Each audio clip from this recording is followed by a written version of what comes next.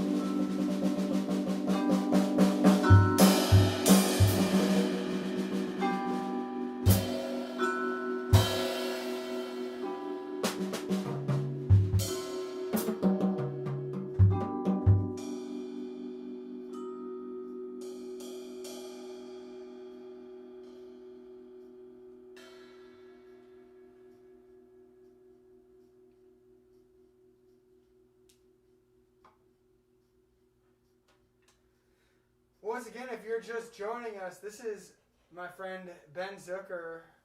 Great to have you in the house today, man. Thanks to be had in the house. I realize it's 6 months. I mean, this is, bring people in this, this is something really special. Just what it means, sort of like having people in houses making music that people in other houses can see. It's a big thing that I hope no one ever takes for granted ever again. Yeah. Oh yeah. So Ben, I kind of know through Northwestern. Ben, you're a composition studier there, in addition to being a composer around town and a vibraphonist and doing some trumpet and electronics. Why don't you just talk a little about some of the stuff you got going on and where people can find it? Because I'm sure after that jam, people might want to at least check it out, see what it's all about. I just feel like, oh no, he's not going to do that again, is he? No, never say anything the same twice. I guess the most recent thing was an album I put out over the summer called Fifth Season on Amalgam Records. That is Fifth Season. No relation to the N.K. Jemisin novel, which is great. N.K. Jemisin is great. We came up with the title around the same time, I swear. Anyway, it is an album with vibraphone, piano, bass, drums, Mabel Kwan, Elena May, and Adam Shedd. More recently, not everything is, coming back evenly, or still trying to find ways. I've been doing mostly been focusing on my teaching for this fall, and yeah, I'm teaching a history course on classical music in the United States, and trying to bring it all together and talk about how what it means to compose, and as it relates to national identity and all these things. And I'm gonna have a real hard time teaching that class on election day. But it's been rewarding. Little bits of stuff here and there. Oh, and I've worked on music for a play, an audio only adaptation of War of the Worlds that is starting its run of shows this week, produced by Theater in the Dark Chicago. So yeah, so the teaching and the theaters and the play music, those have been a lot. Those have been plenty. It's been